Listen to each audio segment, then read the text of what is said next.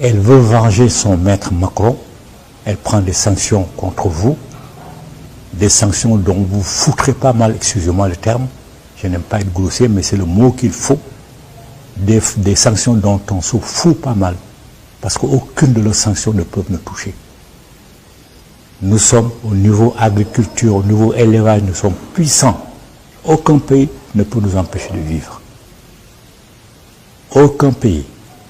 Et ils n'ont pas une armée qu'ils osent envoyer au Mali pour déferler sur le Mali et vous empêcher de continuer votre travail. Non seulement l'armée malienne seule pourrait suffire, mais vos alliés russes, au Wagner, qu'ils l'appellent comme ils veulent, ce n'est pas votre problème. Vos alliés vont vous permettre, vont vous aider à les contenir. Et puis ce sera l'occasion de leur peuple, de nos frères et de nos sœurs qui sont chez eux, de se soulever et de les balayer le plus rapidement possible. Donc ils ne vont pas oser essayer de prendre la défense de leur maître. Ils n'oseront pas. Même s'ils trouvent d'autres astuces, ils n'oseront pas parce que la population, toute la population malienne, toute la population africaine, matriote, toute la population de la diaspora matriote regarde vers vous. Toute cette population a les yeux fixés sur le Mali. Allez sur les réseaux sociaux, vous n'avez pas le temps, mais vous avez des collaborateurs qui sont honnêtes. Dites-leur de visiter les réseaux sociaux. Ils vous diront que toute l'Afrique vous regarde. Parce que, comme Kwame Nkrumah l'a dit, l'Afrique est le centre de la révolution du monde noir. Et j'ai dit, s'il était encore vivant, il dirait, la révolution commence au Mali. Et c'est ici que ça a commencé. La Guinée, tout près, a fait ce qu'ils appellent un coup d'État pour renverser un autre dictateur. Mais vous voyez, c'est sur vous qui s'acharne. Mamadi Doumbouya, il est tranquille. C'est sur le Mali qu'il s'acharne. Parce qu'ils savent que c'est ici le centre de la révolution du monde noir. Ils savent que si ça change au Mali, ça va changer partout ailleurs en Afrique. Et ça, les Africains matriotes le savent. Voilà pourquoi la CEDEAO est désemparée, elle ne sait plus quoi faire. Quelles que soient les mesures qu'elle va prendre, elle ne peut pas les prendre dans l'Union. C'est sûr qu'il y a des pays qui vont être dissidents. Mais de toute façon, quand bien même serait-il unanime que ces mesures-là, vous les mettez à la poubelle. Notre ministre, votre ministre des Affaires étrangères a eu la politesse d'aller rendre compte au Ghana, à Nana Akufo-Addo. Il n'a même pas besoin d'y aller. Ce sont eux qui doivent venir chercher la réponse.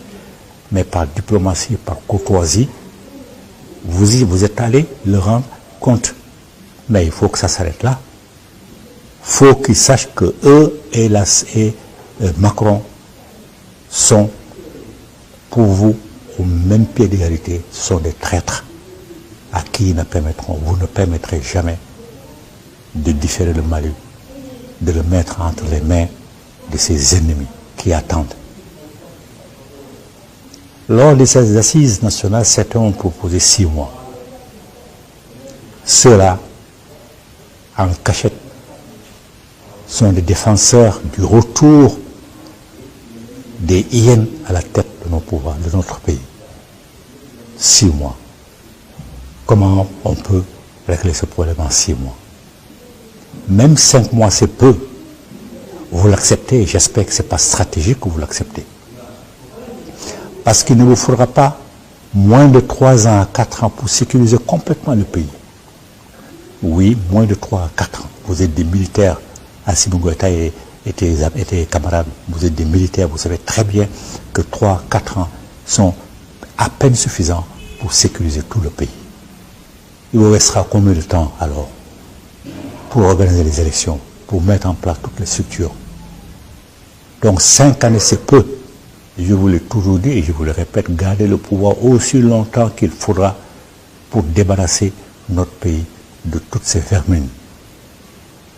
Et ensuite, vous pouvez organiser des élections vraiment transparentes, libres, qui vont permettre aux vrais patriotes, de venir au pouvoir et de continuer votre travail salvateur. C'est ça qu'il faut faire. Acceptez le délai, le principe de 5 ans, mais prévoyez d'aller plus loin, s'il faut aller plus loin, et sans état d'âme. C'est ça qu'il faut faire. Les assises nationales ont parlé d'une nouvelle constitution. Même si elles n'en avaient pas parlé, vous deviez organiser une nouvelle constitution. Une nouvelle constitution dont un des articles va abroger l'article qui défend les militaires d'arriver au pouvoir. Assimi Goïta, toi étais camarade 4 colonels. Même tous les Maliens civils savent que l'armée, son rôle, c'est de défendre la population de ses ennemis extérieurs, mais aussi de ses ennemis intérieurs. Et les ennemis intérieurs de nos États sont plus nombreux et plus dangereux que les ennemis de l'extérieur, parce que ce sont eux qui remettent nos États entre les mains de l'ennemi extérieur. Parce que ce sont des groupes de francs-maçons de la pire espèce, des groupes de rosicruciens de la pire espèce, qui veulent avoir le pays pour le remettre entre les mains de nos pires ennemis. Donc, faites abroger cet article qui interdit à l'armée de prendre le pouvoir. Vous pouvez tourner autrement, mais il faut laisser une ouverture, une fenêtre qui permette à l'armée de mettre les points sur les i quand il y a des civils qui déconnent. Et les civils qui déconnent sont trop nombreux, on le sait. Si nos pays sont à genoux, c'est à cause de ces civils-là. Des francs-maçons, des rosicruciens de la pire espèce. Donc il faut abroger cet article-là. Ce que vous pouvez faire aussi, et ce que vous devez faire, c'est empêcher les binationaux de devenir président de la République ou de devenir Premier ministre. Il faut les en empêcher. Les binationaux, pas africains, mais les binationaux étrangers. Binationaux africains, ça veut dire maliens, sénégalais, maliens, guinéens, maliens, ivoiriens, et tout ce que vous voulez, mais en tout cas, un malien est africain. Mais un malien français, un malien anglais, un malien allemand, c'est un binational. Il ne peut pas, il ne doit en aucun cas diriger notre pays parce qu'il ne peut pas défendre les intérêts des deux pays. Lisez la charte de l'impérialisme et vous comprendrez. La charte de l'impérialisme ou la charte de la servitude, comme l'appellent les autres. Dans cette charte, il précise bien qu'aucun gouvernement que eux, ils n'ont pas mis en place, eux les impérialistes, n'est pas un gouvernement valable. Que seuls sont les gouvernements valables, les gouvernements que eux auront mis en place. Que le travail, c'est de diviser pour régner, pour partager les richesses des pays du tiers-monde. C'est ça leur objectif. Aucun dirigeant du tiers-monde qui n'auront pas adoubé n'est pas reconnu valable. Ce sont eux qui doivent choisir nos dirigeants. Le cas du Mali, c'est ça. Ils n'ont pas choisi le dirigeant du Mali et ils veulent mettre le Mali à genoux pour que les dirigeants qui vont choisir derrière viennent prendre le pouvoir. Et ces dirigeants seront forcément des francs-maçons, des rosicruciens de la pire espèce. Il faut donc les rejeter. Et des binationaux de la pire espèce. Il faut aussi réduire l'âge limite pour devenir candidat à la présidentielle, pour devenir candidat à la primature. Et réduisez-les. Si vous suivez l'actualité, vous savez que Joe Biden, qui a 80 ans, qui vient d'entrer, je crois, dans ses 80 années, est grabataire. Il dort dans les conférences. Il manque de tomber de l'avion quand il descend. Il oublie le nom de ses collaborateurs. Il oublie même ce qu'il a dit. Joe Biden, le président des États les plus puissants du monde. Parce qu'il devient grabataire, parce qu'il vieillit. Assimi Goïta, toi-même, tu as dit que si tu échoues, c'est la jeunesse malienne qui échoue. Alors, il faut t'arranger pour que la jeunesse malienne prenne le pouvoir. La jeunesse malienne, elle est pleine d'impatience. Elle est pleine de volonté. Une jeunesse vraiment matriote qui est prête à tout bousculer pour que le Mali et l'Afrique sortent définitivement de la situation de servitude dans laquelle nos pays sont maintenus. Donc il faut faire en sorte que la jeunesse prenne le pouvoir. Donc faire baisser l'âge maximum pour devenir candidat à la présidentielle. Si tu baisses l'âge à 55 ans, les nouveaux candidats, s'ils gagnent, ils vont dépasser la 72aine. Ils vont devenir à 72 ans, etc. Ils sont tous chefs d'État. Et chacun a sa façon de mûrir. Certains d'entre eux vont devenir des grabataires, même à 65 ans. Donc, moi, le conseil que je vous donne, c'est de faire en sorte que l'âge limite pour devenir candidat à la présidentielle et à la primature soit de 65 ans. Et puis, de relever l'âge du mandat à 7 ans et un mandat unique. Ainsi, ceux qui vont devenir présidents à 60 ans, à 67 ans, ils vont laisser le pouvoir avant de devenir grabataires. C'est ça que je vous conseille de faire. Baisser drastiquement l'âge auquel on peut devenir candidat, empêcher les doubles nationalités non africaines de devenir candidats, empêcher les francs-maçons et les rosicruciens qui sont toujours des traîtres à l'Afrique, les empêcher de venir au pouvoir. Voilà quelques-unes des mesures que vous pouvez prendre, que vous pouvez indiquer aux rédacteurs de la nouvelle constitution de mettre dans la constitution. Et bien entendu, comme je l'ai dit au départ, d'empêcher que la constitution vous criminalise, vous les militaires, parce que vous êtes nos seuls garants. Vous êtes les seuls garants du peuple, les seuls garants incontournables. Ces civils véreux-là qui ont copié sur l'Europe vous ont imposé, ont imposé en tout cas au dernier rédacteur de la Constitution, la criminalisation de la prise du pouvoir par les militaires. Parce qu'ils veulent servir mieux leur maître étranger. Assimi Goïta, tu as dit qu'il est nécessaire de connaître l'histoire. Mais fais visiter l'histoire de l'Afrique et l'histoire aussi des autres peuples. Par des conseils compétents, des conseillers matriotes, pas des conseillers amatrides. Je dis amatrides contraire de apatride. Je suis un élève de M. Césaire qui dit qu'il soumet la langue française à son vouloir écrire, à son vouloir parler. Je soumets la langue française à mon vouloir écrire, à mon vouloir parler. Je dis les amatrides et les antimatriotes, il faut les écarter. Ce sont eux qui suivent bêtement ce que dit l'Occident, alors que l'Occident, c'est un groupe de peuples né récemment seulement qui ne sait rien du tout de la conduite de l'humanité. La conduite de l'humanité a été confiée à notre peuple.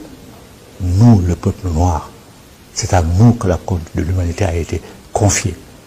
Et il faut que nous respections cette loi, que nous respections cet ordre qui nous a donné, qui nous a été donné par la mère primordiale. Nous sommes le seul peuple, le seul et unique peuple créé dans le monde. Tous les autres sont des peuples délavés. Donc, Dieu n'est pas idiot pour garder ces directives et les donner à nos arrière descendants. Dieu nous a donné, si on peut l'appeler Dieu, nous l'appelons la mère primordiale. Donc il n'est pas assez idiot pour commettre cette erreur-là. Attendre la naissance de nos arrière descendants pour leur dicter, pour leur dire ce qu'ils doivent faire. C'est à nous qu'il a déjà dit. Et à nous, il nous a confié la conduite de l'humanité. Nous avons souffert pendant l'heure du poisson qui vient de s'écouler, l'ère des magouilles, des vols, des crimes de toutes sortes. Nous sommes entrés dans l'ère du Verseau, dans l'ère du Taureau et dans l'ère de la Lionne, qui est sa marraine. Donc, il faut assumer votre responsabilité. Happy le taureau et la lionne, ou le lion, comme vous voulez, sa marraine, travaillent ensemble. Ils nous ont remis à la place que nous n'aurions jamais dû quitter. Guide de l'humanité. Assimi Goïta, Choguel Kokala Maïga, interrogez votre ministre de la religion, tous vos ministres d'ailleurs, se mettent à table, se soumettent à un exercice. Aucune langue jamais n'a été en panne de mots pour ne pas créer un mot pour désigner la réalité qu'elle a vécue. Alors, mettez-la à table, donnez-leur des crayons et des stylos et demandez-leur si dans nos langues maternelles et paternelles existe le mot destin, existe le mot religion, ça n'existe pas. Religion et destin vont ensemble. La religion accepte que notre destinée soit fixée par une entité malhonnête, criminelle, menteuse et truqueuse. C'est-à-dire faire de nous des idiots, faire de nous des pauvres, et que nous devions accepter cela. Vous trouverez qu'aucun d'eux ne va trouver dans nos langues maternelles et paternelles ces deux mots. C'est qu'ils vont trouver à la place ces spiritualités et traditions et réincarnation. C'est plus clair chez les musulmans. Les musulmans disent dîner et dakan. Dîner religion, dakan, dessin. Nous disons spiritualité, nous disons tradition et réincarnation, c'est-à-dire tradition et nakan pour les Bamanafons. Nakan, c'est la réincarnation. C'est ça qui existe chez nous. Mais pas de mauvaises interprétations comme la religion qui n'existe pas, comme le destin qui n'existe pas. Dieu n'est pas fou pour destiner certains à la servitude et d'autres au commandement. Un Dieu qui fait cela n'est pas un Dieu digne de son nom. Et je vous le dis, un Dieu qui ne parle pas nos langues maternelles ni nos langues maternelles, ni paternelles, ne mérite pas qu'on s'intéresse à lui. Donc il faut dire à vos deux ministres là de fouiller nos langues maternelles. Ils ne trouveront pas le mot dictature, ça n'existe pas. Ils ne trouveront pas le mot homosexualité, ça n'existe pas. Ils ne trouveront pas le mot prostitution, ça n'existe pas. Vous savez, toutes ces dérives-là, criminelles, inventées par les autres peuples, n'existent pas dans nos langues maternelles. Parce que nous, c'est le respect de l'humanité. Assimi Goïta, Choguel Kokalamega, vous avez un gros travail à faire. Parce que de toute l'Afrique, vous êtes les plus déterminés à changer la situation, les mieux placés à changer la situation. Mais encore faudrait-il que vous en sachiez les conséquences et les raisons. Les conséquences, c'est la réincarnation. Personne ne vous a dit de venir. Aucun Dieu ne vous a dit de venir. C'est vous-même qui avez choisi de venir parce que le moment a été propice et est propice toujours pour vous pour changer la situation. Donc c'est vous-même qui vous êtes donné cette responsabilité. Il faut l'assumer. Tout le peuple est derrière vous. Pas tout le peuple est composé de plusieurs réincarnés qui sont venus pour changer la situation. Vous êtes leur guide. Alors le peuple malien matriote, le peuple africain matriote, le peuple de la diaspora matriote est derrière vous. Il faut assumer. Il faut assumer, on est derrière vous, on vous soutiendra jusqu'au bout. Il ne faut pas avoir peur, il ne faut pas trembler. La CEDEAO ne peut rien vous faire. D'ailleurs, vous ne tremblez pas. Je sais que vous ne tremblez pas, vous êtes de vrais hommes. Mais il ne faut pas faiblir, il ne faut pas écouter les paroles des gens frileux de chez nous, même des matriotes, mais qui ne le sont pas suffisamment, qui ont peur. Il ne faut pas les écouter. Vous êtes des soldats. Assimi Goïta, toi et tes 4 compagnons, vous êtes des soldats. Vous savez que la peur ne vous amènera nulle part. Choguel Maïga est un civil, mais lui aussi sait que la peur ne l'amènera nulle part. Il est décidé, vous êtes décidé à nettoyer l'avenir de notre monde, notre pays, à déblayer la route pour que la jeunesse puisse venir au pouvoir et assumer son rôle. Je te le rappelle, Assimi Goïta, tu as dit tu es jeune, si tu échoues, c'est la jeunesse qui échoue. Alors il faut préparer la route pour que la jeunesse n'échoue pas. Baisse l'âge maximum ou minimum auquel les gens peuvent accéder à la candidature à la présidence et à la candidature à la primature. Il faut baisser de telle sorte qu'un seul mandat de 7 ans suffise et qu'aucun grabataire ne vienne diriger nos États. Voilà ce que je voulais vous dire aujourd'hui. Le reste attendra une autre fois, parce qu'il y a plein d'autres choses, plein d'autres messages à vous transmettre. En tout cas, je le répète encore, je suis avec vous à 101%. tous les Maliens matriotes, tous les Maliens matriotes sont avec vous à 101%. Tous les Africains matriotes sont avec vous à 101%. Tous ceux de la diaspora, toutes ceux de la diaspora sont avec vous à 101%. Vous n'avez pas le temps de vous promener dans les réseaux sociaux, mais vous devez former des équipes qui vont explorer les réseaux sociaux pour savoir ce que les Africains, ce que les Maliens, les Africains et ceux de la diaspora pensent de vous. L'espoir qu'ils ont investi sur vous, vous n'allez pas les décevoir et je sais que vous n'allez pas les décevoir. Alors, travaillez à votre rythme. Les 5 ans proposés par les assises sont simplement indicatifs. Vous les considérez comme simplement indicatifs. Vous pouvez aller bien au-delà, afin de permettre à notre pays de se nettoyer de toutes ces vermines, de tous ces traites, de tous ces antimatriotes, afin qu'aucun d'eux ne puisse venir au pouvoir. Voilà ce que j'avais à vous dire. Bonne réflexion. Puissent nos vénérables ancêtres continuer de vous inspirer la pensée juste, la parole juste, l'acte juste et courageux. Vie, santé, force. Amen, amen, amen.